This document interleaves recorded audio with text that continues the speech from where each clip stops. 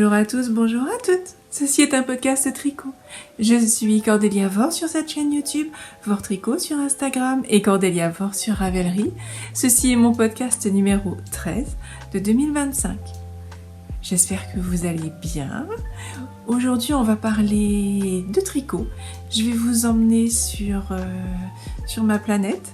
On va parler de projets finis, on va parler d'en cours, on va parler de design parce que je suis designeuse tricot et on va parler d'un sujet de fond que je trouve particulièrement intéressant et pertinent qui est comment adapter son imagination tricotesque à l'influence du moment. Question de réaliser, de tricoter des vêtements, des accessoires, mais là plutôt des vêtements en fait parce que c'est quand même le plus approprié. Des vêtements qui soient portables et qui restent dans l'air du temps avec une touche, une influence qui vous soit très propre et qui soit créative. Donc on va passer un petit moment ensemble, 3/4 d'heure, 1 heure à peu près. Si le contenu de cette chaîne vous plaît, n'hésitez pas à vous abonner, à lâcher un petit pouce vers le haut ou à activer la cloche.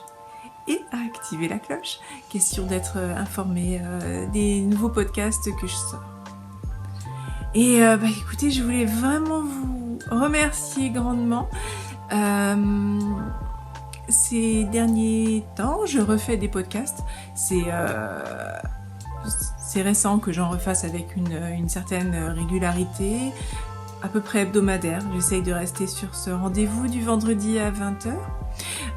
Mais ma dernière vidéo, celle d'avant déjà aussi, avait montré des signes, mais il y a eu une grande évolution du nombre de views. Donc, écoutez... Merci beaucoup, je suis enchantée.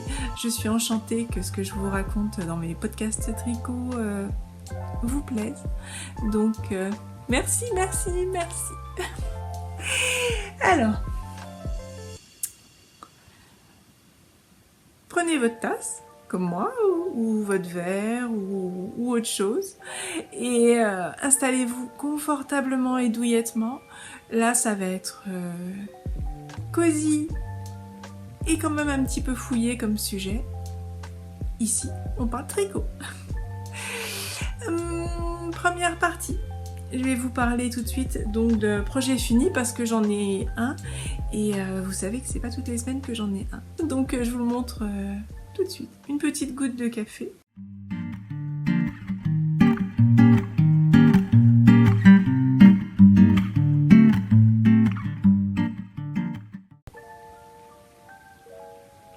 Tant qu'il est chaud. Je sais que Martial attend ce petit moment où je plaisante avec lui de la température du café. Coucou Martial. Projet fini. Donc je pensais bien qu'il y serait la semaine dernière quand on en avait parlé et là il l'est. Donc je suis très contente. Surtout que ma choupette est en vacances. Elle est pas à la maison actuellement. C'est le hoodie sweater pour ma fille. Donc, je vous en ai parlé très régulièrement. C'est un raglan ultra basique que j'ai réalisé en laine Fiesta de Drops, que je vous montre donc ici. Ma fille a 10 ans. Bon, elle est assez grande, hein, elle est pas loin du 1m50. Pas très loin, ce qui est grand. C'est vrai que si vous n'avez pas la mesure habituelle pour les statures des enfants, mais oui, sa taille normalement, ça devrait plutôt être du 12, voire du 14 ans. Donc je l'ai fait en 14 ans, un peu oversize donc, parce que la mode du moment, on rebouclera sur ce sujet après, hein. C'est le sujet de fond, donc restez bien jusqu'à la fin. La mode du moment est quand même à l'oversize, l'oversize confort avec des détails.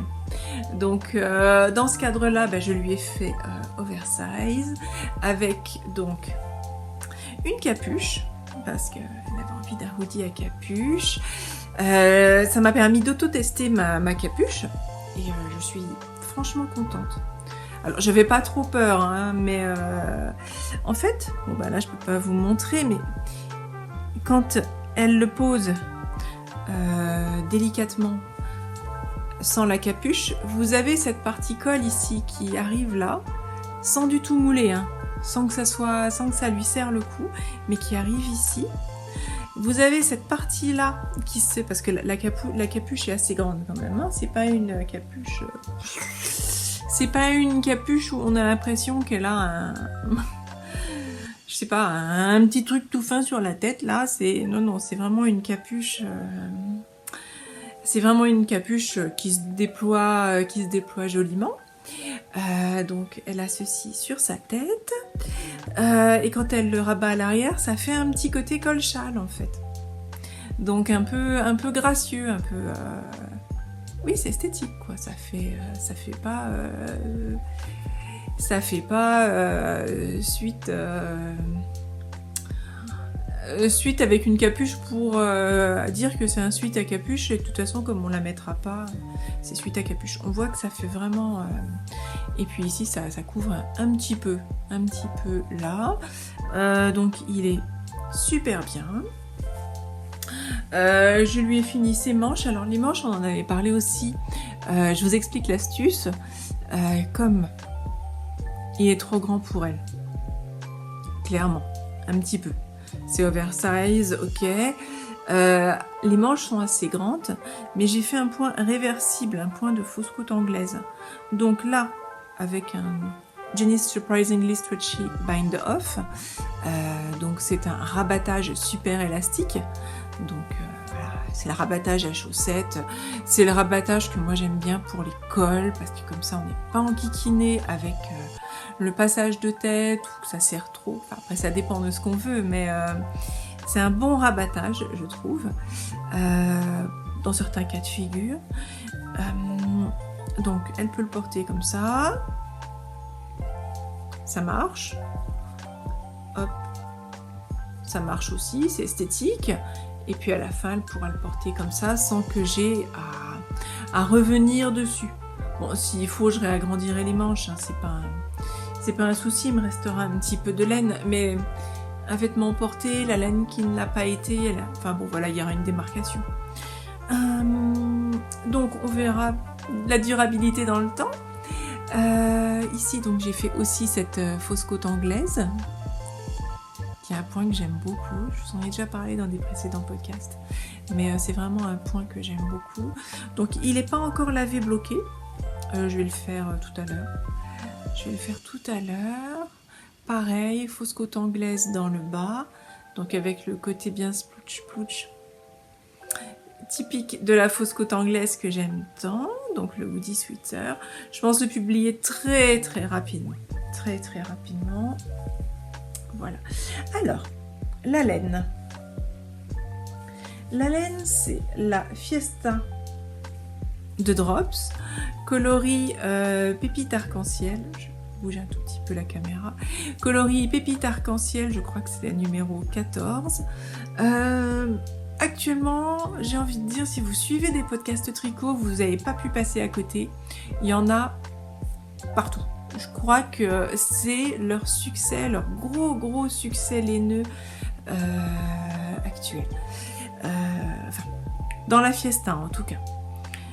J'ai vu passer beaucoup de projets de mamans pour leurs petites filles et pas que dans cette couleur. C'est vrai qu'elle a un côté magique. Elle a un côté vraiment magique. On en reparle un petit peu après, mais elle est vraiment très chouette. Je pense que et en plus elle fait pas de pooling, regardez, parce que bon bah il y a tous les diamètres, hein. Elle fait pas de pooling, elle est bien uniforme. La période à laquelle se répètent les inclusions de couleurs, elle est bien comme il faut, quoi. Donc bien comme il faut, voilà. Ça te donne envie. Alors je dis que ça donne envie, alors j'en ai pas racheté pour le moment de la Fiesta, parce que j'ai beaucoup de laine. J'ai vraiment beaucoup de laine. Enfin, si j'en ai racheté, mais la même, ça, on verra après. Mais ça donne envie d'en racheter d'autres pour tester. Et ça tombe bien parce que Adeline, coucou Adeline, en a acheté plusieurs. Elle a fait un pull à son petit dernier dans le coloris, ça doit être celui qui fait jardin, avec beaucoup de vert. Elle en a fait un avec un coloris brume de montagne, je crois, dans les marrons avec des petites touches de bleu qui est super beau, vraiment. Très très joli, et puis j'ai envie de dire très très Adeline parce que je l'ai toujours vu adorer ce type de coloris, donc j'avais même été étonnée qu'elle ne l'ait pas pris en première intention. Je crois qu'elle avait dû avoir envie de changer, mais elle a craqué après. Elle a aussi acheté en quantité pull un rouge qui est super chouette, qu'elle est en train de tricoter avec un petit mohair. J'ai hâte de voir le... Enfin bon, j'ai vu le début. Bah, c'est Sakura qu'elle est en train de tricoter. C'est super beau. Si ça se trouve, elle est pas loin de l'avoir fini, là, si ce n'est pas fini. D'ailleurs, il sort bientôt, hein, Sakura. Il sort bientôt, il a été amplement testé, même si j'ai pas fini le mien pour ma fille. C'est bon, enfin, c'est bon, c'est un raglan. C'est un raglan, donc voilà. Et elle en a acheté d'autres aussi. Et j'ai très hâte de voir. Donc, bah, lui, il va passer à la machine tout à l'heure. C'est très très cool quand même. Voilà, parfait. Bon, vous connaissez mon amour des laines Drops pour leur côté, pour leur choix, pour leur côté quand même assez économique. Je vous en montre un petit coup. Je pense qu'elle va être enchantée. J'ai hâte de lui montrer. Quand elle va rentrer, elle va être aux anges. Là, elle est un petit peu en vacances avec papy, mamie. Donc bah, ce sera trop chouette de la voir le porter. Et il est vraiment comme elle aime. Voilà pour le Woody Sweater, donc que je vais bientôt pouvoir vous publier.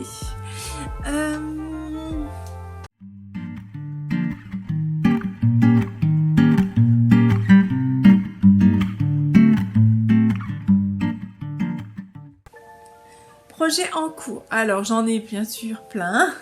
Je vais vous montrer celui qui est actif et qui ne fait que pousser sur mes aiguilles. Donc là je ne tricote que ça actuellement. Un peu grande, je me suis détendue du tricot. Alors, mon projet, mon autre en cours qui avance sur mes aiguilles, qui ne fait que ça et qui va pousser jusqu'à être terminé. Donc, je vous le montre. On en avait déjà amplement parlé. C'est la série des cocons éclosion. Alors, voilà.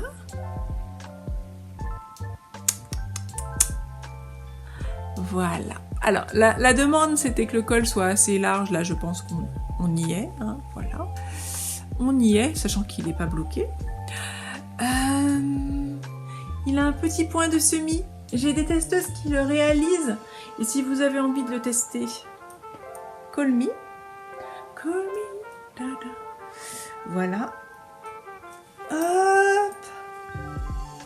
Voilà, je vous le montre. Donc, bien sûr, il n'est pas bloqué. Donc là, c'est sorti des aiguilles avec le petit point texturé qu'on voit. Les détails de mousse dans les rangs raccourcis sur les épaules qui ont un côté très cosy, moelleux. Voilà, le petit détail côté. Aussi, regardez-moi ce dufteux. Alors, on dirait un nuage et en même temps une couverture.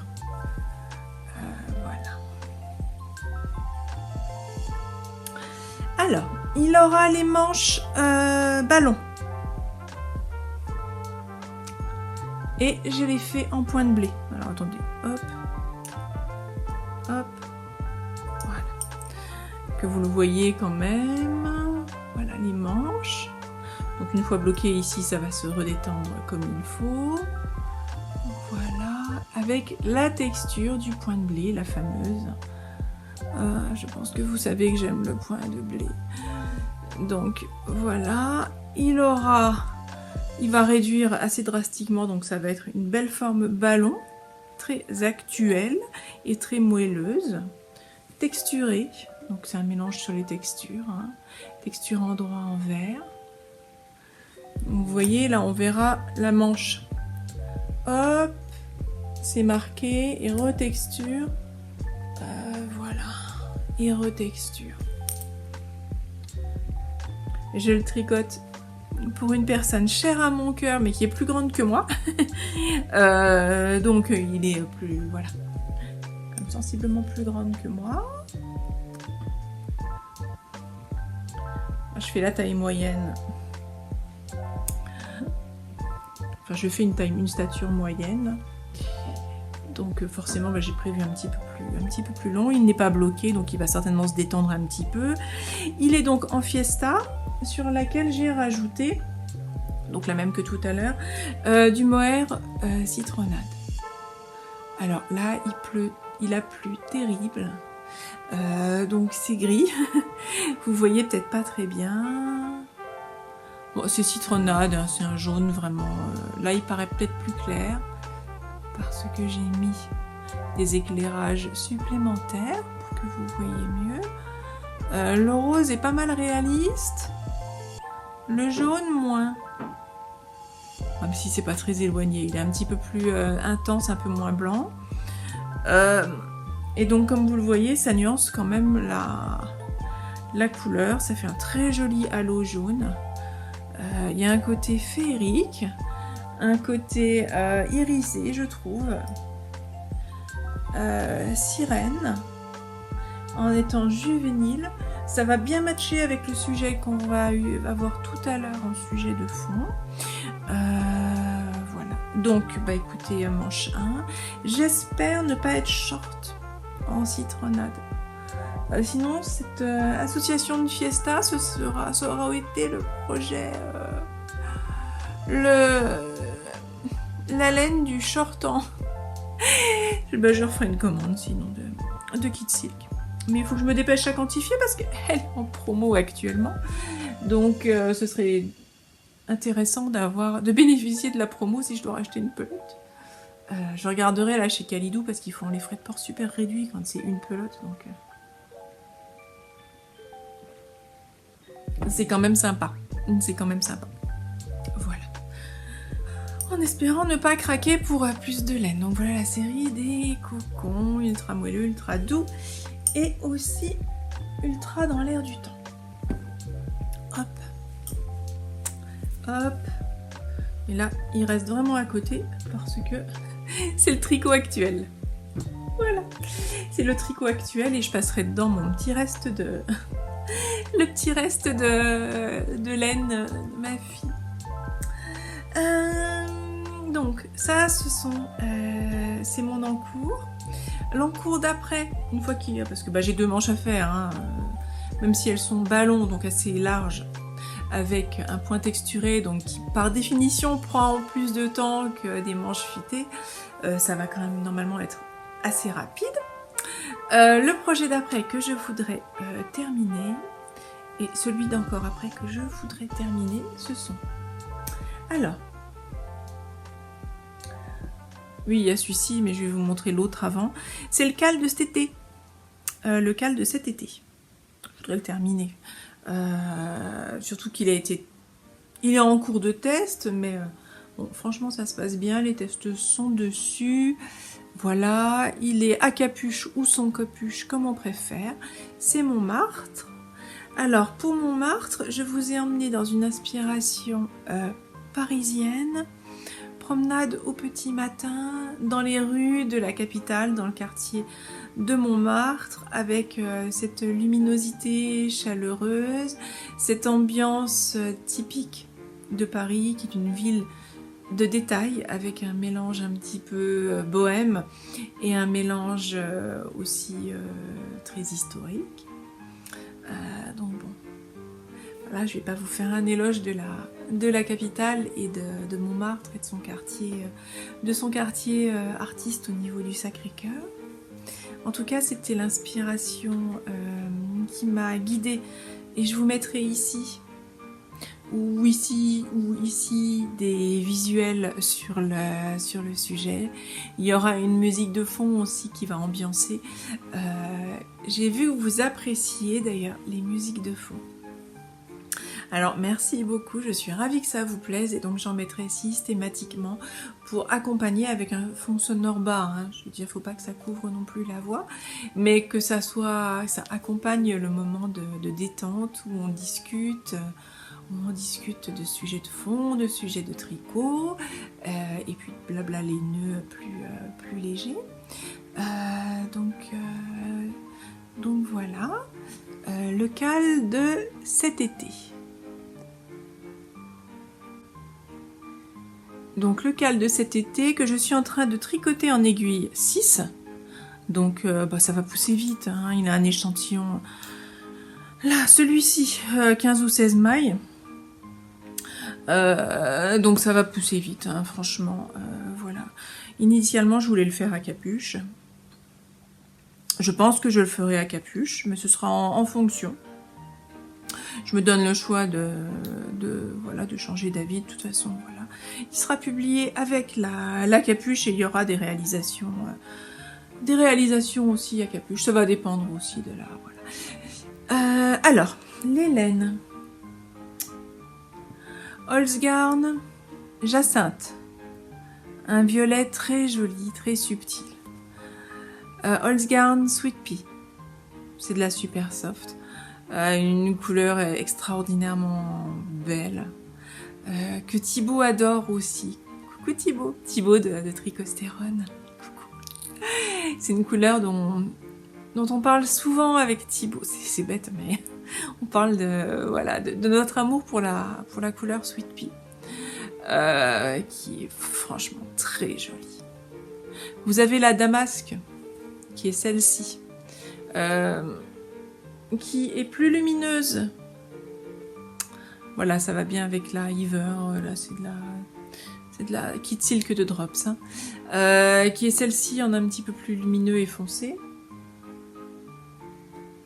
Je les ai l'un à côté de l'autre, mais je vais pas aller les chercher. Et de toute façon, ce sera soumis à la même lumière artificielle. Donc, bon. En tout cas, ça se coordonne très bien, les trois ensemble, qui nous donnent donc ceci qui est un dégradé de sang en plus clair,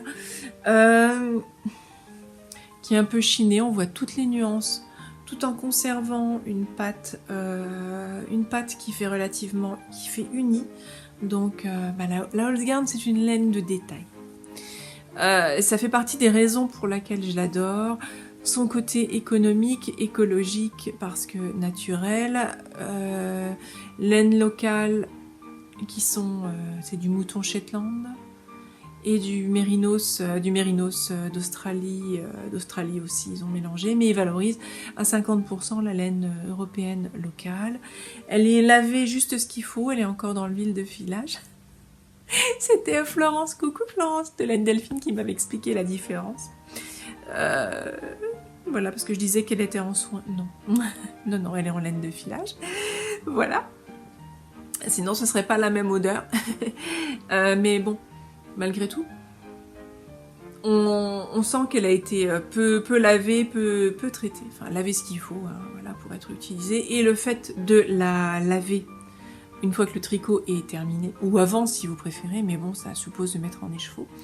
Elle gonfle. Là, vous voyez, c'est de la Holzgarn. Et elle gonfle. Bon. L'exemple n'est pas forcément le meilleur parce que c'est un châle donc en déjaugé, mais elle gonfle beaucoup au lavage. Ne pas hésiter à la laver avec un peu de pec vaisselle en plus, hein, un petit peu de liquide vaisselle. Voilà. Donc lui, je veux le faire pousser très rapidement aussi. Veste. Et le suivant que je désire vraiment terminer rapidement, c'est celui-ci. Alors. Et après, il faudra que je m'occupe des tricots de mon fils. C'est celui-ci, donc il n'a plus que 2 manches à faire aussi. Elles seront fitées, donc ce sera assez rapide. Pareil, en aiguille 6. Alors, je l'ai appelé souffle d'hiver. Il est à tester. Si vous en avez envie, j'ai fait une doc super sympa avec une playlist. Et oui, je vous ai mis même 2 playlists. Alors j'essaye, c'est pas nouveau que j'essaye de faire ça, mais je trouve que le tricot, ça s'accompagne bien d'une tasse de quelque chose à boire, qui est tiède là maintenant. Ça s'accompagne bien de boire quelque chose, ça s'accompagne très très bien d'un plaid et de musique. Et si vous avez un animal domestique, malheureusement j'en ai pas, habitant à Paris en appart, ce serait pas très cool pour le ronronneur. Voilà. Ça s'accompagne très très bien du coin du feu, du chat qui ronronne ou du chien à côté de vous, du plaid, du thé et de la musique. Donc je vous mets une sélection musicale d'ambiance. Je l'ai fait pour celui-ci, je le ferai pour d'autres aussi éventuellement. Je peux compléter.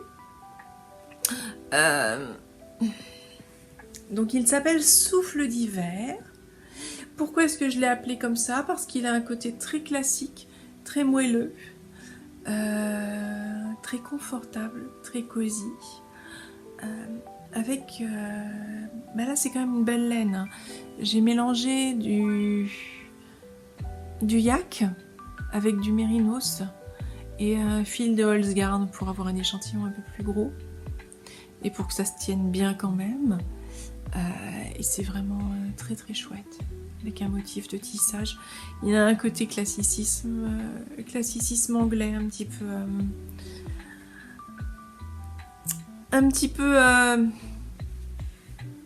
j'ai envie de dire campagnard, mais non, le terme n'est pas approprié, mais urbain cosy rétro avec une forme actuelle.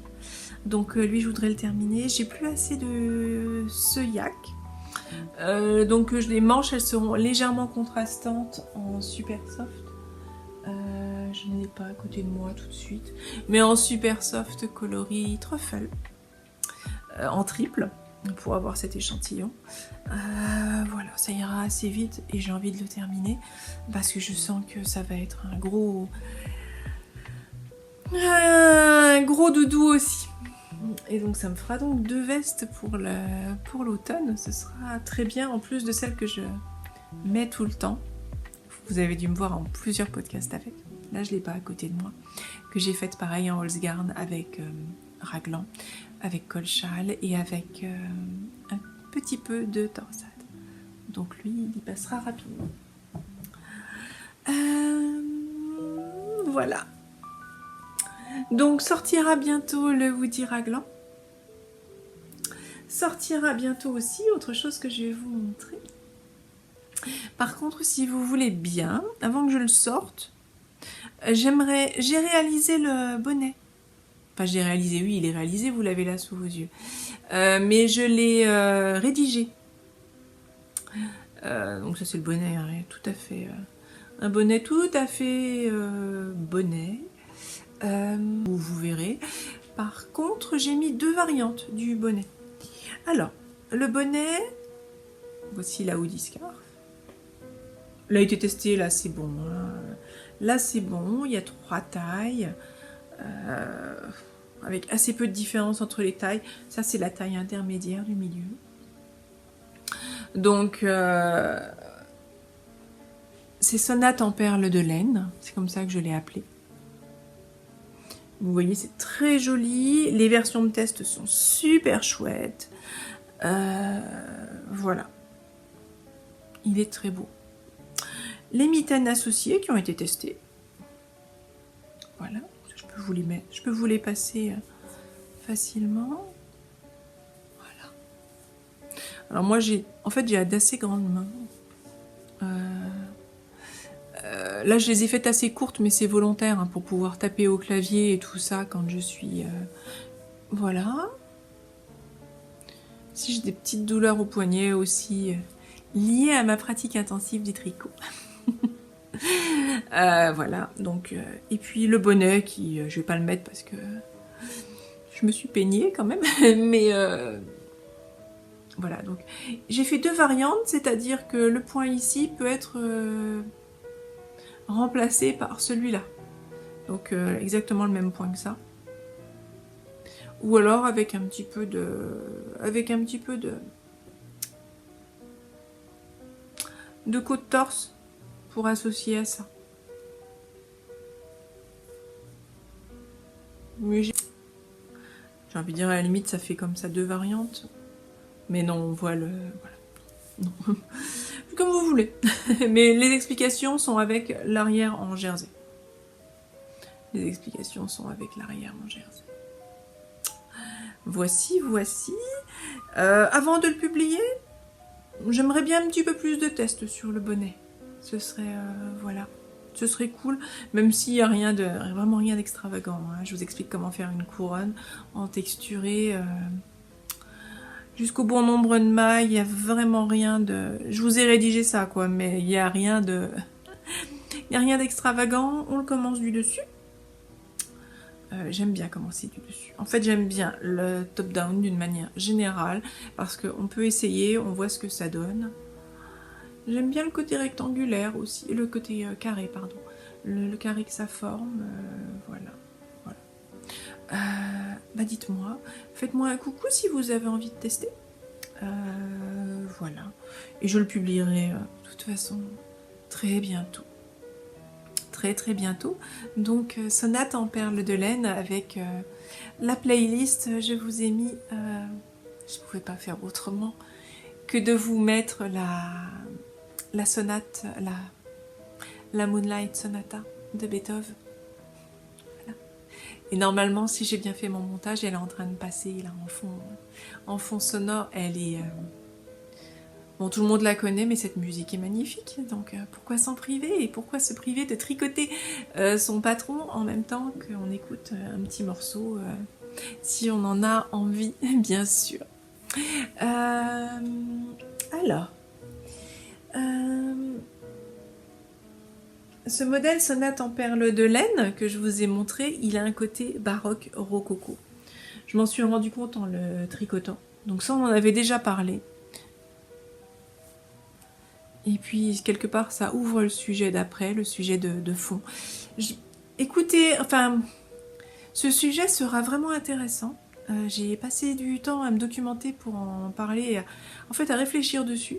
Je vous invite vraiment à rester jusqu'à la fin et à l'écouter. Je pense que c'est un sujet qui mérite d'être creusé. Je ne l'ai pas entendu ailleurs et c'est intéressant. C'est intéressant. Voilà, donc il y a un côté baroque, rococo, un côté donc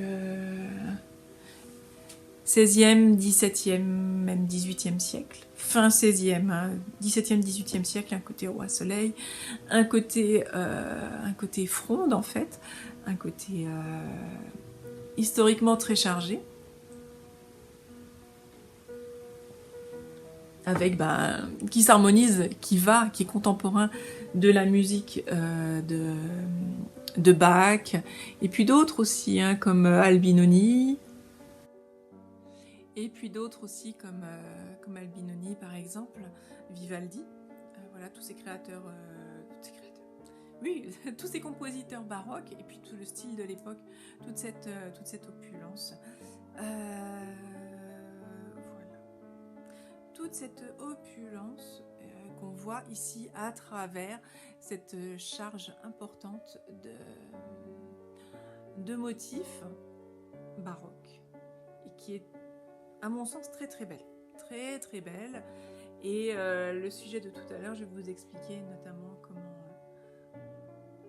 faire ces clins d'œil historiques dans des tricots portables actuellement. Ce que je fais. mais je vais vous expliquer, je vais vous donner les clés pour vous-même le réaliser dans vos propres tricots à partir de mes basiques. Voilà. Voilà pour ça. Alors, qu'est-ce que je porte? Parce que là, vous me voyez avec mon châle depuis tout à l'heure. Et c'est une double ouverture ce châle parce que je vais vous parler de projets qui sont en train de se faire tricoter gentiment, en train de se faire tester gentiment ou qui vont être à tester. Alors, ce châle, c'est Jasmin. Vous le trouverez sur Ravelry, hein, c'est pas un nouveau châle. Je l'ai réalisé il y a quelques années, je l'ai publié il y a quelques années, il est gratuit sur Ravelry. C'est une série un petit peu de modèles, un petit peu japonisante, un petit peu art nouveau. C'est ça. Voilà. Un peu baroque aussi éventuellement, hein, avec cette couleur. Donc voilà, je vous le remonte.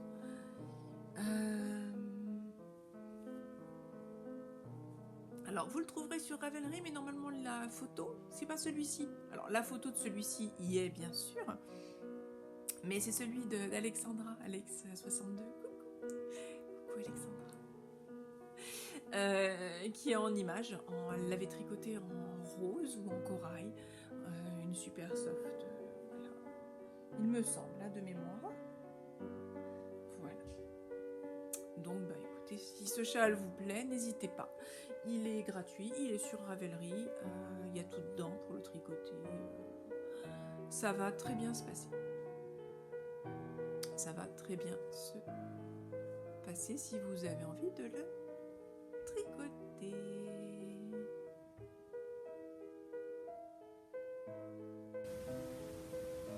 Donc, s'il vous plaît, vous pouvez aller le télécharger et le réaliser. Il est créé aussi de mémoire, parce que ça fait un moment que je l'ai créé, hein, il a quand même bien 2-3 ans. Il est réalisé pour... enfin, il peut être en pluricolore. Là, je l'ai fait comme monceau en monochrome. Monceau, c'est un autre châle de un peu de cet esprit. Je l'ai fait en monochrome, mais vous pouvez le réaliser en plusieurs couleurs, hein, aussi. C'est comment utiliser ses restes au tricot, notamment, voilà. Mais bon, c'est clair qu'en monochrome, là, on voyait qu'il était plié. En monochrome, vous voyez la beauté du truc quand même. Hein. Vous voyez la beauté du truc. Alors, hop, je le remets sur mes petites épaules, parce que même si le temps est beaucoup plus doux, il est quand même pas si chaud. Voilà. Alors, pourquoi est-ce que je vous le montre? Bah, déjà pour vous le montrer. Mais aussi pour faire une ouverture sur un... Alors j'en ai plusieurs que j'ai créés, mais là je vais en pousser un. J'en pousserai un autre un petit peu plus tard, dans un vibe très très romantique dans les roses. Un qui me tient énormément à cœur, mais un petit peu plus tard. Un petit peu plus tard. Voilà. Donc là j'ai créé quelque chose. Alors j'ai fait la documentation, je l'ai pensé, j'ai fait la documentation, j'ai utilisé mon outil Python super performant. Tout ce que je vous montre ici sort de mon outil Python. Ouais, j'ai bien bossé. Et donc je vais vous parler d'un autre modèle que j'ai créé. Je vais vous mettre du visuel d'ambiance. Alors on reste dans l'esprit baroque, rococo, mais un petit peu antérieur. Et là c'est un modèle d'inspiration élisabéthaine, donc Élisabeth Ier d'Angleterre, fin XVIe siècle, les Tudors, où c'était vraiment un monde pas sympa, où les têtes ne restaient pas beaucoup sur les épaules, avec une esthétique intéressante, très intéressante, dont j'avais envie de parler. Donc, enfin, je vous parle des Tudors, mais c'est aussi Shakespeare, tout ça. En tout cas, c'est outre-Manche. Et voilà, j'ai eu envie de créer autour de ça. Donc, j'ai créé le modèle. Je suis allée chercher des points qui sont très évocateurs. Et puis, il est parti au test. Donc, si ça vous intéresse, je vous mettrai des petites choses par là. Faites-moi signe. Faites-moi signe. Je sais que je l'ai envoyé à ma testeuse principale anglaise qui s'appelle Lorna. Coucou Lorna, je sais pas si tu regardes. Peut-être avec la traduction. Je lui ai envoyé et visiblement ça lui a beaucoup plu.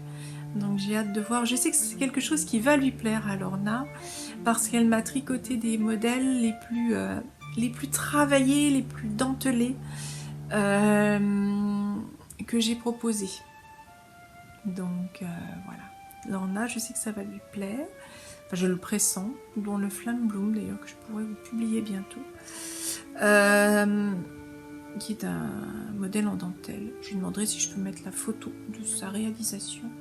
Parce qu'elle me fait toujours de très belles photos. Donc je lui demanderai. Alors. On y est, hein. On y est, hein. Alors, je l'ai appelé Tales of the Tudor Garden. Ou Tudor Garden, The Tudor Garden, le jardin des Tudors. Est-ce que c'est bien dans le bon sens? Oui, le fil vers le bas. Donc j'ai monté un petit échantillon du point principal pour voir ce qu'il rendait. J'ai pas été déçue et je l'ai bloqué. Alors je l'ai laissé accroché à la pelote hein, parce qu'après je le démontrerai. Mais je vous le montre. Voilà le point principal. Donc là c'est de la déca, c'est un peu de charisme que j'ai, beige. Donc il y a ce point pour le pull. Là j'ai réalisé le pull, je pourrais faire le gilet aussi. Mais il est sur une belle répétition de motifs. Donc il faut que je regarde si ça passe en gilet. Voilà. Hop. Et l'autre point que j'ai mis pour coordonner, donc il y a une inclusion comme ceci. Voilà. Un peu de côte, torse. La côte torse. Et voilà. Pour avoir la feuille d'acanthe assez typique, j'ai mis aussi ce point. Donc il y a ce point là de la côte et ce point là. Le tout est séparé par de la côte ici.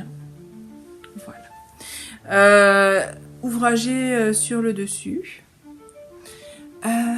Il peut être réalisé en coton si vous en avez envie parce qu'il est très ajouré. Il peut aussi être réalisé en ne faisant que la partie là en ajouré et après le bas en jersey si vous préférez. Ça c'est tout à fait réalisable, entièrement travaillé en dentelle et il a vraiment ce côté baroque, hein, ce côté très intéressant, très travaillé. Voilà. On est sur un vibe un petit peu analogue quelque part à ceci, mais en version dentelle ajourée. Donc j'ai très hâte de voir le résultat. Je pourrais aussi intelligemment le proposer en châle demi-lune, ce mélange de points, un petit peu comme ça. D'ailleurs, je pense que je vais en parler avec Alexandra, nous allons discuter. Je pense que ça pourrait te plaire.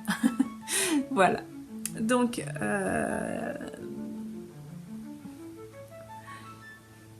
Tales of the Garden Tudor. Of the Tudor Garden. Voilà. Donc ça, c'est un encours à tester très bientôt. Juste réaliser si ça vous dit de travailler avec moi sur le sujet. Donc il y a celui-ci, il y a celui-ci, il y a celui-ci mais il est bien, voilà, si vous avez encore envie de le tester avant le cal de cet été, ou alors vous attendez fin juillet hein, que je le publie. Il y a le bonnet de ça, ce serait sympa. Un petit peu plus de tests. Ça m'empêchera pas de le publier, mais j'aimerais bien un petit peu plus de tests. Et un autre modèle à tester, qui là pour le coup, je vais vous mettre une image, il est en cours de test, mais si vous avez envie de le tester, voilà. Vous me faites un coucou, vous me dites, et mais il est en cours de test et ça se passe très bien. Alors lui, c'est autour des gaufres de Liège. Je ne sais pas si vous vous souvenez, j'avais créé il y a quelques années, je vous remettrai des choses et puis de l'ambiance bistrot et gaufres liégeoises. Voilà. Un ensemble qui est sur Ravelry hein, d'ailleurs, avec le petit col douillet, le bonnet et les mitaines assorties. Donc j'aime bien proposer ce genre de truc hein, de temps en temps, hein, voilà. Donc vous voyez bien le point, et puis je suis en train de vous montrer en même temps, je pense, ce que ma testeuse est en train de tricoter pour sa fille en rose. Coucou Stéphanie, merci à toi, merci de ta gentillesse et merci pour tout. Elle est en train de le réaliser en rose pour sa fille, et effectivement ça fait, c'est un gaufre de Liège, voilà. Et il va être très chouette, je pense. J'en suis sûre d'ailleurs. Donc si vous avez envie de le réaliser, voilà. Faites-moi un coucou. Faites-moi un coucou. Est aussi en test actuellement, et là je vous montrerai des images. Bambouserie. Alors j'ai notamment Stéphanie qui est en train de le faire aussi. Donc normalement il y aura des images ici. J'ai aussi Irène de ma petite médiathèque qui a un podcast tricot et lecture et un petit peu un vlog vie paisible qui est en train de le tricoter avec. Alors c'est j'ai envie de dire c'est un premier modèle de torsade. Donc voilà, ça se passe très bien lui aussi. Donc bambouserait, pareil, je vous mettrai des choses ici. On est sur une ambiance plutôt asiatique, un petit peu japonisante, première dentelle, simple, cosy. Voilà. Si vous avez envie de tricoter un de ces patrons, surtout faites-moi coucou. Pareil pour mes intemporels parisiens, donc j'ai largement parlé antérieurement, je vous mettrai quelque chose ici, ou une référence au podcast qui en parle.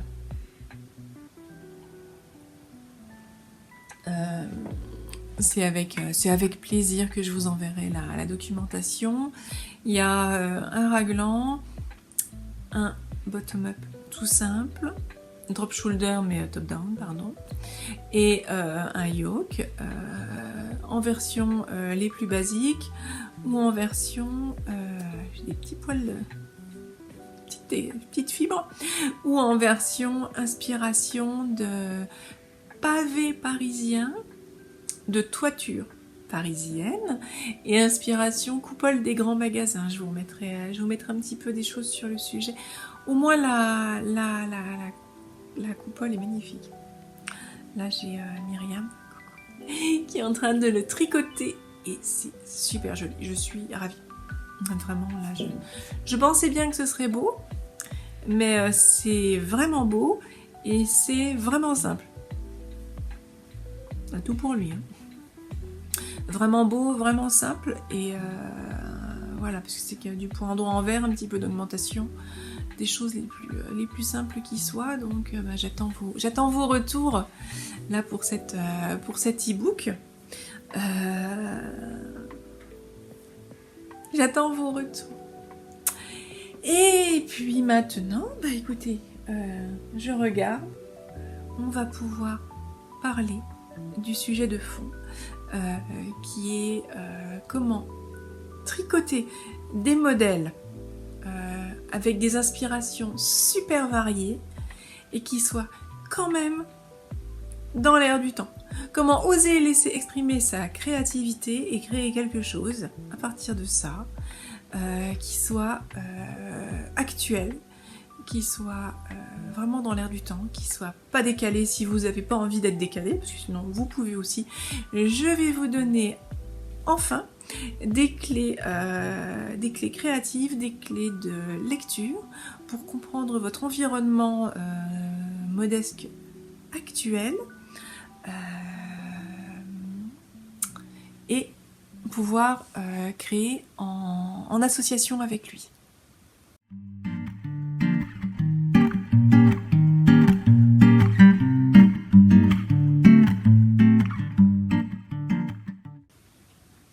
Alors, pour aborder ce sujet passionnant, vraiment passionnant, qu'on va décliner au tricot, mais qui va plus loin que le tricot, déjà je suis allée me refaire un café. C'est la première fois que ça arrive.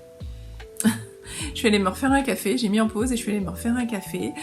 Et je me suis installée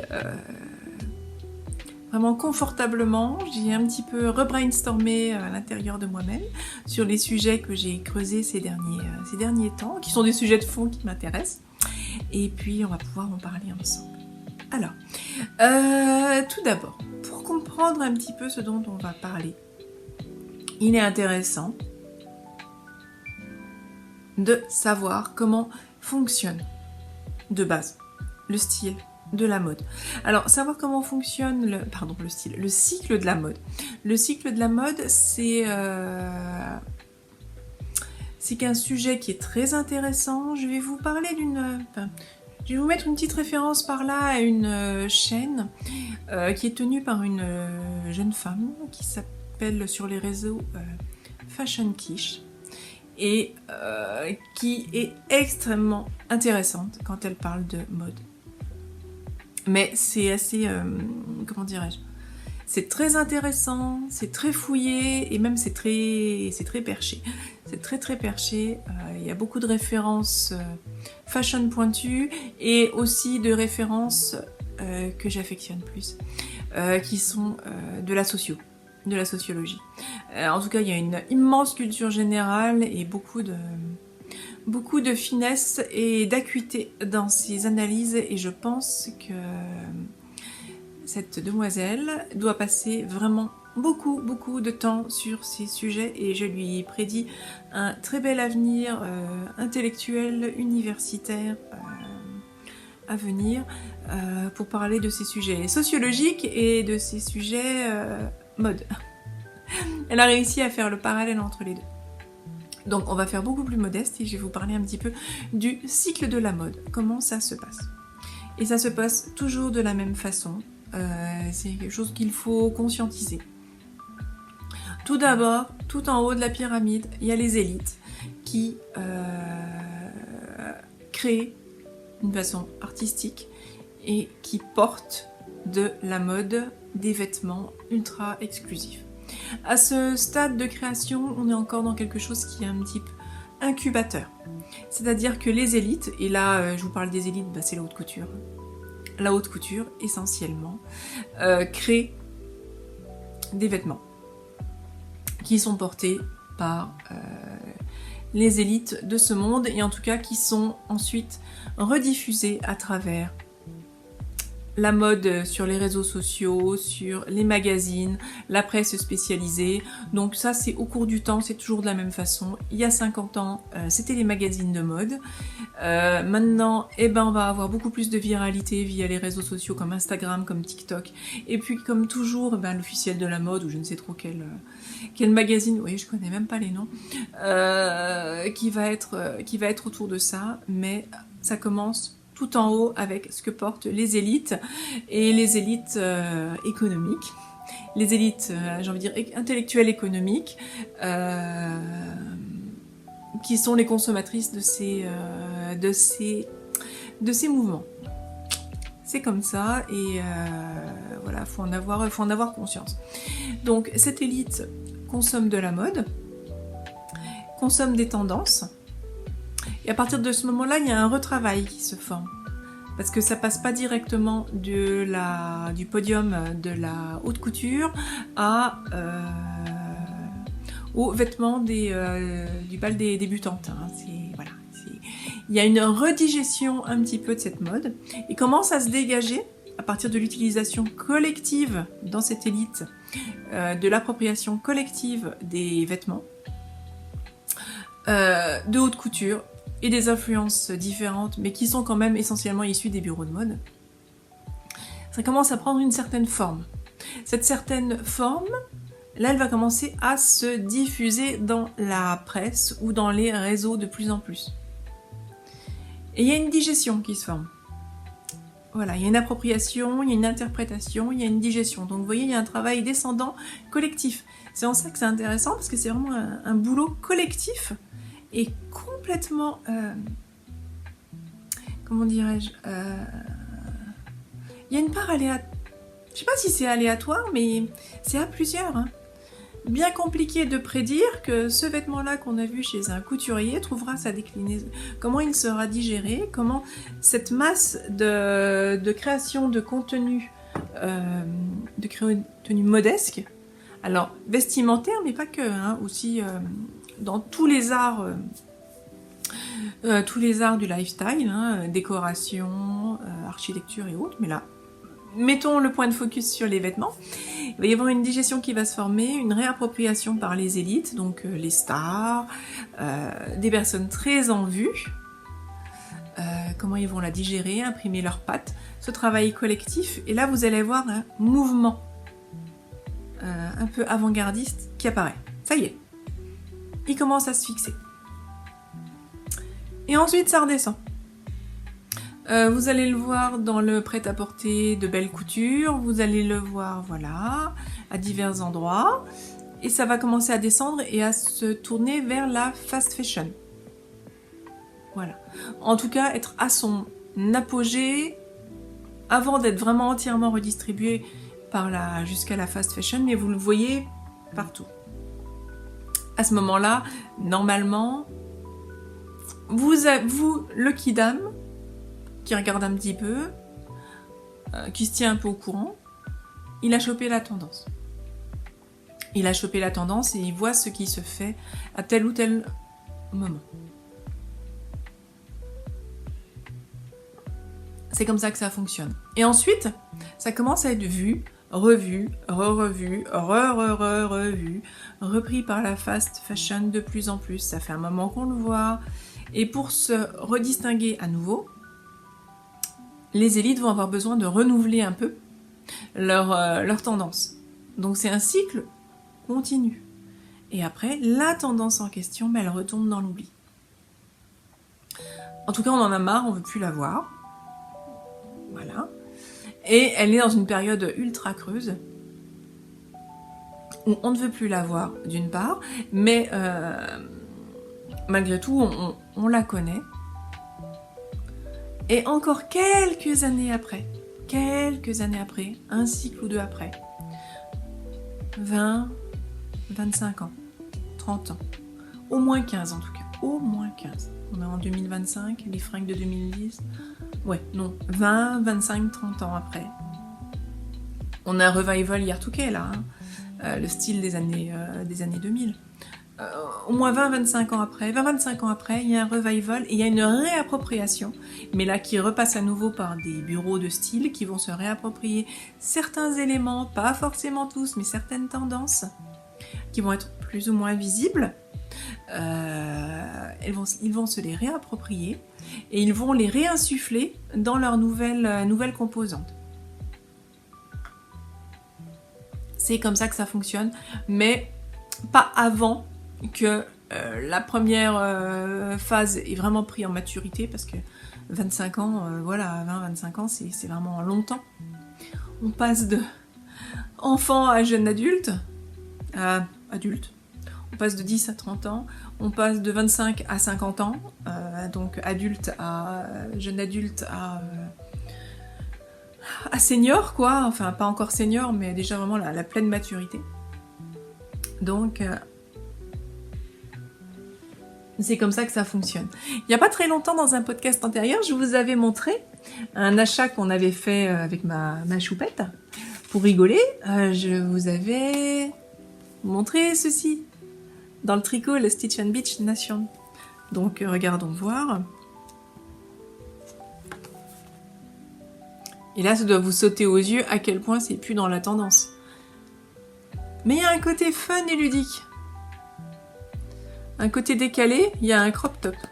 Vous voyez le crop là? Le truc un peu court. Vous trouvez pas que ça se refait nouveau? Le court, le crop. Pas le total.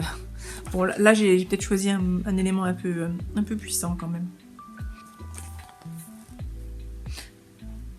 Le duveteux, le moelleux, mais bon bah là on voit le soutif au travers, le gros nœud. Mais c'est l'esthétique coquette. C'est l'esthétique coquette. On revoit aussi. Alors, ouverture, justement.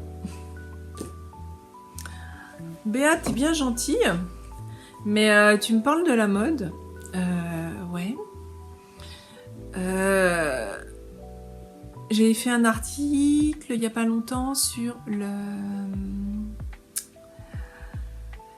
porter du noir, l'esthétique...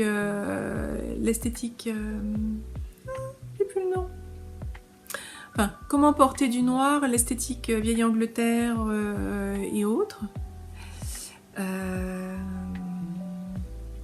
Comment porter du rose avec quelque chose de coquette. Comment porter du cottagecore avec le gilet de Flora et son côté super cottage. Et une esthétique qu'on voit beaucoup. Dark Academia. Le côté Dark Academia, voilà, c'est ça que je cherchais. Et toutes ces esthétiques-là, elles sont contemporaines. La mode actuelle serait-elle un patchwork de tout ce qu'on veut? Il n'y aura pas de patte année 2025. Parce que quand on la vit, la mode, on ne le voit pas au moment. Enfin, on ne le voit pas vraiment. On ne voit pas vraiment le lien entre toutes ces choses. On va voir effectivement ce qui est vraiment dans le coup, la silhouette dominante. Alors là... je vous le fais simple, à l'heure actuelle, les tricots qu'on voit partout, ça va être du oversize, dans des coloris beige neutres, porté avec un vêtement, avec un jean en bas par exemple, ou un pantalon fluide assez large.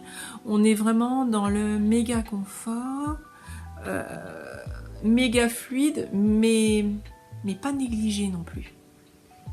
Pas du tout négligé, ça n'a rien du grunge des années 90, mais ça partage avec les vêtements des années 90 qui étaient plutôt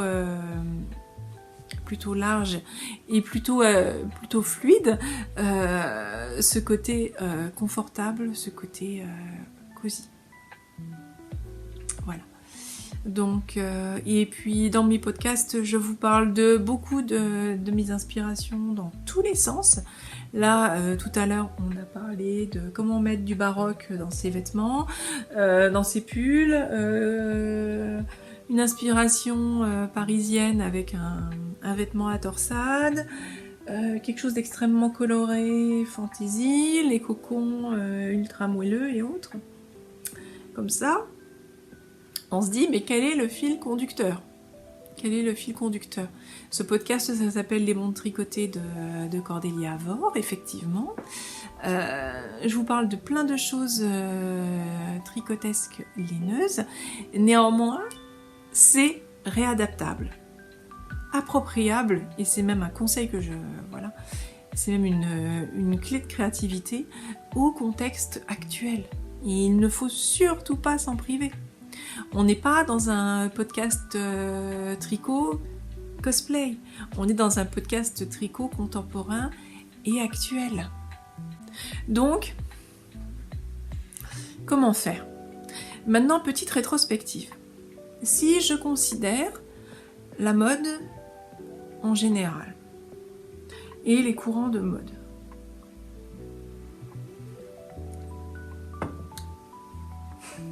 chaque période, chaque mode marquante. Et là, on va prendre les années 60, les années 50. Je peux regarder un peu en avant, en arrière aussi. Hein. les années 70, les années 80, 90, 2000. Chaque période a des déclinaisons de grands mouvements, de grands styles emblématiques. Et là, je vais m'expliquer un petit peu plus clairement. Chaque période, années 60, 50, 70, 80, 90, 2000, jusqu'à maintenant, a ses courants de mode cottage. Alors, on l'appelait pas forcément cottage ou cottagecore, mais un peu plus fraîche, un peu plus candide, ou je ne sais quel autre nom. Chaque époque a eu sa sous-catégorie classique. L'élégance dite classique est parfaitement reconnaissable dans toutes les époques. Elle a existé. Une sous-catégorie un petit peu théâtrale.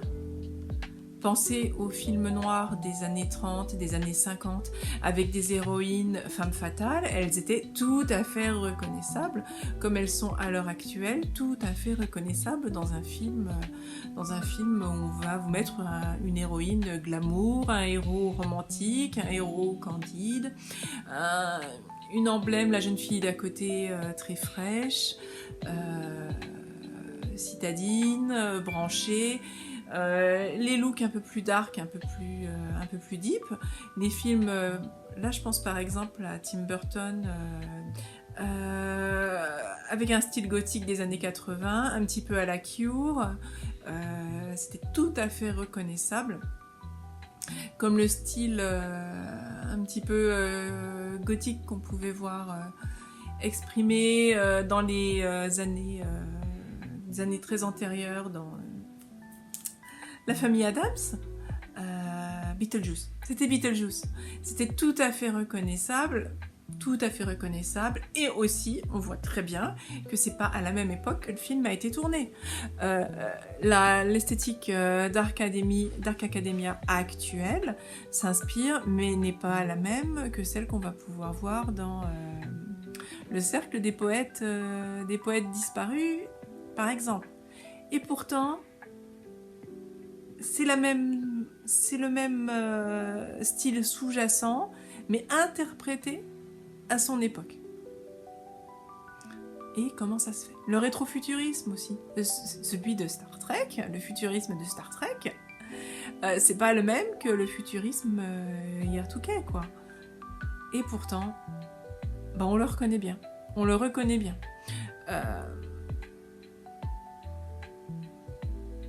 Donc, comment faire pour interpréter les choses? Alors, il y a deux éléments qu'il faut avoir en tête. Il y a la silhouette type. Et là, la silhouette type, c'est la silhouette type du moment. Dans les années 50, la silhouette type, parlons les petits tailleurs ultra cintrés avec jupe-corolle. Silhouette type. Pensez à Retour vers le futur avec la mère de Marty qui était une petite jeune avec sa jupe corolle. Pensez à Grise. Les années 60. Près du corps. Les jupes trapèzes. Et j'ai envie de dire les coiffures choucroute. Les coiffures choucroute aussi. Le maquillage très visible. Et quelles que soient les sous-déclinaisons. Du style femme fatale des années 60, à la petite jeune dans les tontons flingueurs, ou le style un peu Black Panther, mais là c'est plutôt un petit peu années 60-70. Voilà. On a dans Shaft, on a ce côté-là qui est exprimé. Donc la silhouette type, elle va être plutôt triangulaire, proche du corps, plutôt courte dans les années 60. Voilà. En tout cas, elle est teeny, elle est près du corps. Ça, c'est certain. Ils ont même réussi à réinterpréter dans les années 60 le style égyptien. La sortie du film Cléopâtre a donné lieu à une égyptomania dont les années 60 sont entièrement baignées, avec ses bijoux un peu colossaux, un peu pectoraux, réinterprétés, avec des matières plexiglas, avec des choses comme ça. Et ce maquillage, ce trait de noir, là, qui est hyper ultra égyptien. Et ça vient du film Cléopâtre. Et ça a vraiment inspiré complètement. Là, j'ai pris ce petit livre. Des fois que je trouve une interprétation intéressante à vous montrer, regardez le maquillage d'Audrey Hepburn. Avec ce trait de noir, justement. Je continue, hein, je les balaye vite fait. Et le style dandy aussi, qu'on voit, bon, 1969. Mais on voit tout à fait un style dandy avec les hautes formes et cette androgynie. Et pourtant, ça sent bon ces années 60. C'est vrai, fin des années 60, début 70. Le rétro-futurisme un peu à la Star Trek. Même si c'est là une version russe. Voilà. Je passe très vite. Regardez la naïveté. Mais c'est du teeny, avec des couleurs fraîches et des choses comme ça. Mais on a ce côté naïf, ce côté petite jeune fille. C'est pour vendre des chaussures. Voilà, 1966.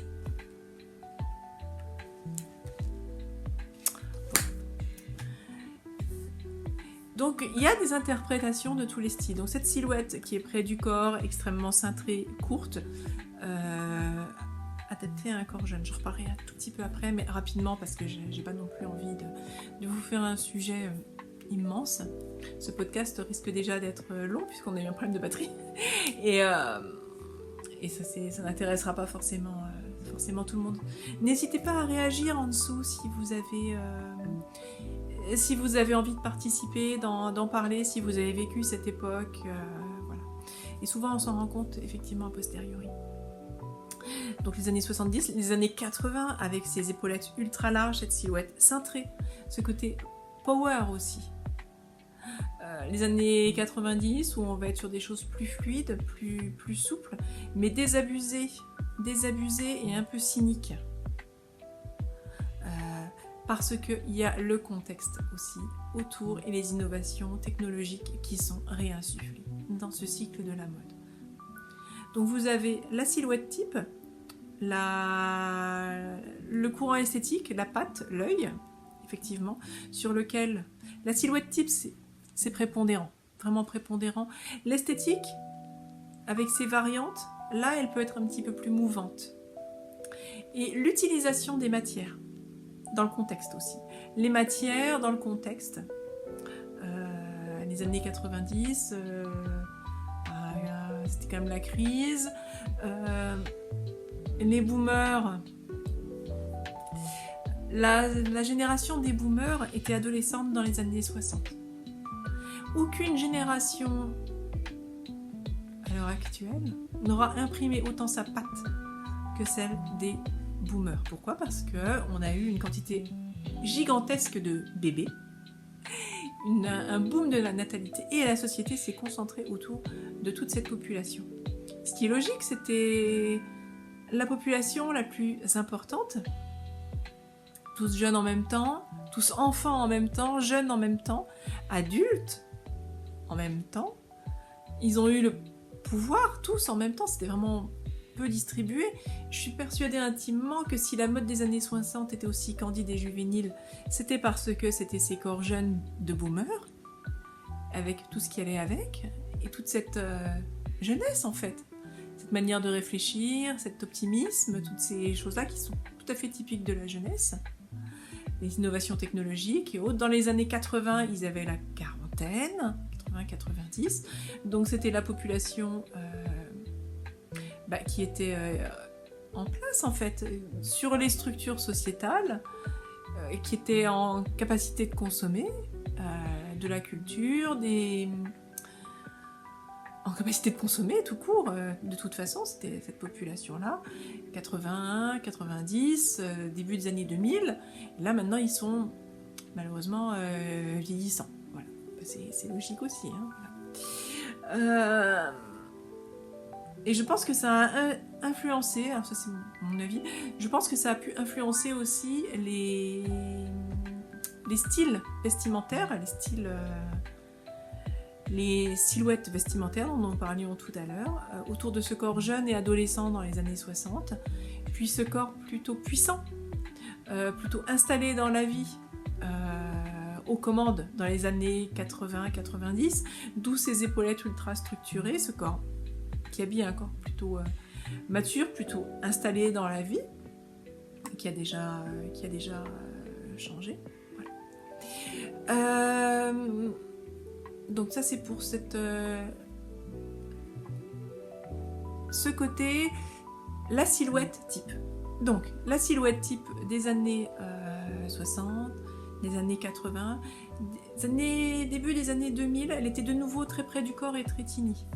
Là les boomers, ils commencent à avoir 50 ans, la soixantaine, ils ne sont plus aux commandes stylistiques. Par contre, ils sont aux commandes, et c'est normal, ils sont installés dans la vie, des moyens de production. Et la population qui va être plutôt, autour de laquelle va plutôt se tourner la mode, là ça va être plutôt la génération de leurs enfants, la génération X, qui à ce moment-là est plus jeune et donc plus qui consomme, autour de qui la mode est concentrée. Je pense que je vais vous mettre à côté, je vais essayer de vous trouver une pyramide des âges pour que vous compreniez mieux l'idée. Pour savoir, pour rapprocher en fait les mouvements stylistiques, la mode, l'actualité, du contexte de l'âge des personnes. Alors, il y a le contexte de qui a l'argent pour consommer, qui est aux commandes des moyens de production, qui est aux commandes des infrastructures aussi, qui est sur l'esthétique directeur artistique et autres, qui a un pouvoir décisionnel à ce moment-là de consommation et pour qui. Mais qui pour qui. Et c'est important de voir aussi cet impact important d'une génération très massive qui a été très très nombreuse entre 1946 et à peu près 1965, qui est née à cette période-là, quel âge ils avaient, où ils en étaient dans leur vie et quel type de poste ils occupaient dans la société, qui étaient aux commandes en fait, d'une manière en filigrane, même si c'était pas forcément eux qui consommaient le plus le vêtement ou le bien de consommation pour son look, pour son style. Alors, à l'heure actuelle, on est en 2025, je vais dire 1925, mais non, on est en 2025. Nous avons été fortement marqués par un événement qui a eu lieu il y a 5 ans maintenant, qui s'appelle la pandémie. Alors, il y a tout ce qui va être éco-anxiété, crise économique et autres. Toujours là, ok, toujours ici. Il y a eu un truc inattendu, il y a eu une secousse santé, avec des confinements et des répercussions, et dont nous vivons toujours liées à la continuité, notamment à travers le télétravail qui s'est quand même beaucoup développé, la mobilité chez soi, quoi. Hein. Ça voilà. Le fait de se retrouver enfermé chez soi et d'avoir besoin de confort. Les troubles psychiatriques, malheureusement, qui ont émergé en plus grande quantité à cause du confinement, parce que les gens ne pouvaient pas sortir et dont on n'est pas forcément tous remis. Hein. Voilà, il y a de l'anxiété, du refermement, les corps qui ont pu un peu changer, parce que ça s'est quand même étalé sur un moment, avec des variations de poids. En tout cas, le besoin de confort et l'accélération du je peux faire les choses de chez moi sans bouger de chez moi. Voilà. Et ça a eu une répercussion sur la mode.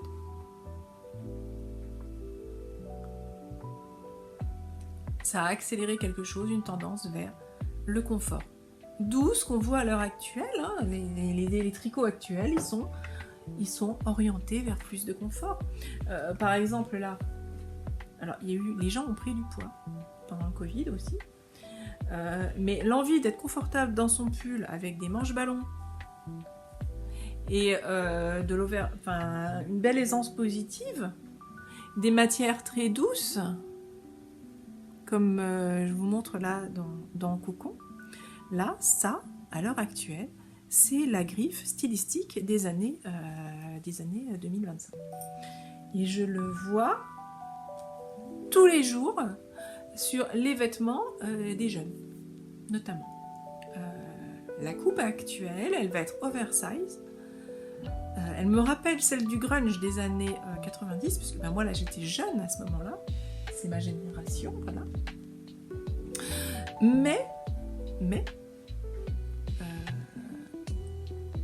donc fluide, mais grande différence, elle n'a rien du côté déjanté, rock'n'roll et allez, disons le mot un peu crade du grunge. Parce que là, c'était un côté vraiment désabusé de cette génération, de ma génération. Voilà. C'était pas toujours fun, la crise. Là, parfois, la complexité à prendre un petit peu sa place, puisque en tant qu'enfant de boomer, enfant des super power. Personne n'y peut rien, mais c'est comme ça.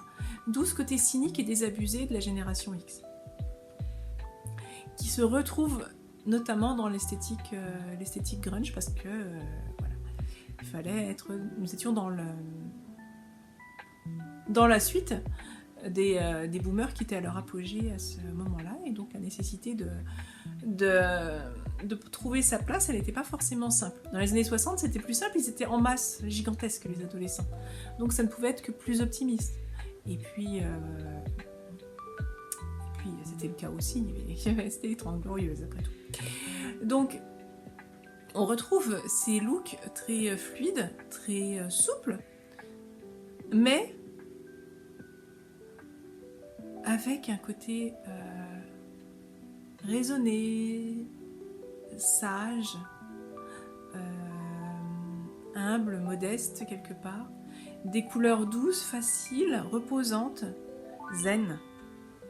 Beige, gris, moelleux et quelques petites touches de couleur. En tout cas, c'est élégant.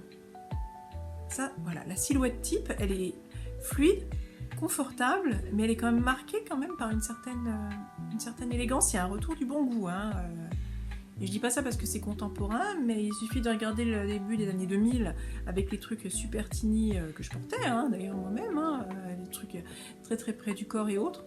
Et pas forcément ce que je vous ai montré dans le Stitch and Beach tout à l'heure, mais des esthétiques beaucoup plus près du corps. Je vous mettrai peut-être éventuellement un clip musical ou deux pour que vous saisissiez la différence.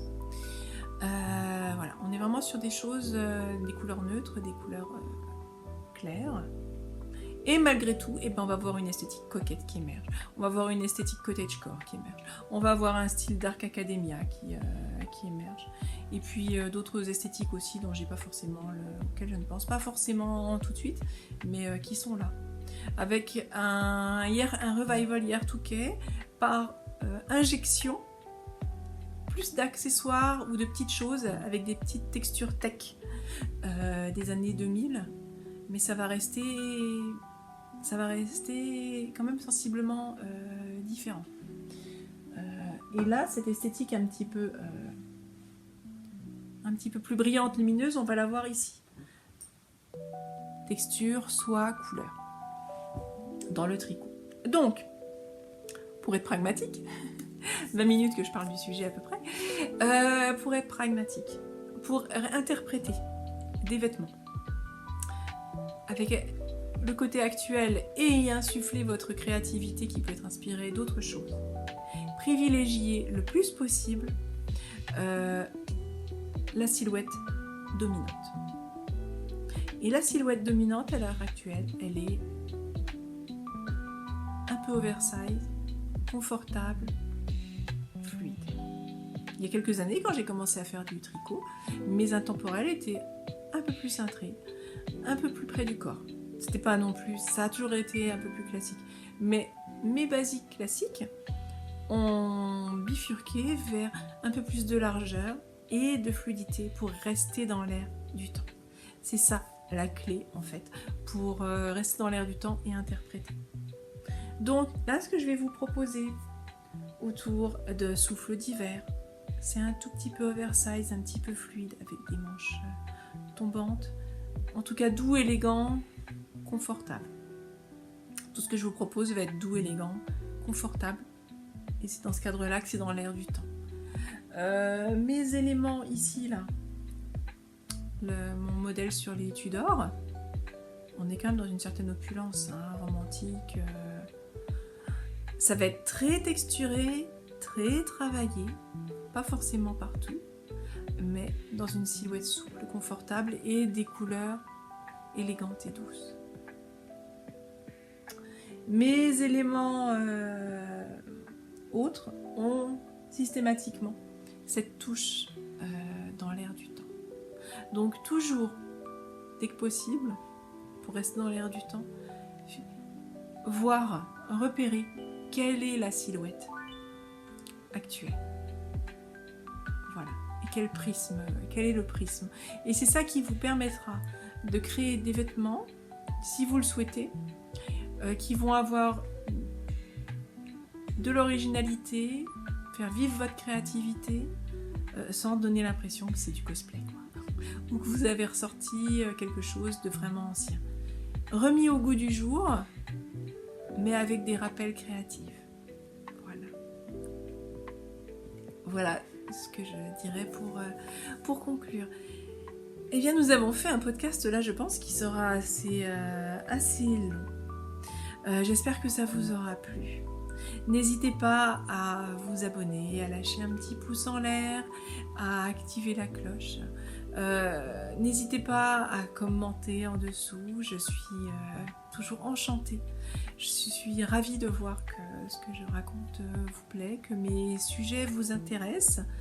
Vraiment, j'espère sortir un petit peu des sentiers battus et vous amener vraiment du contenu tricotesque, distrayant, intéressant et assez fouillé.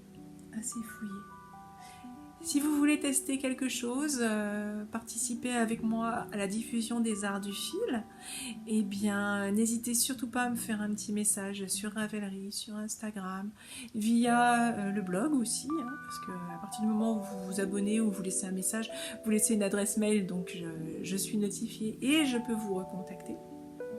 Vous avez ces possibilités-là pour vous adresser à moi. Je vous dis à très bientôt pour un podcast numéro 14. Et je vous souhaite une excellente semaine d'ici là. Au revoir.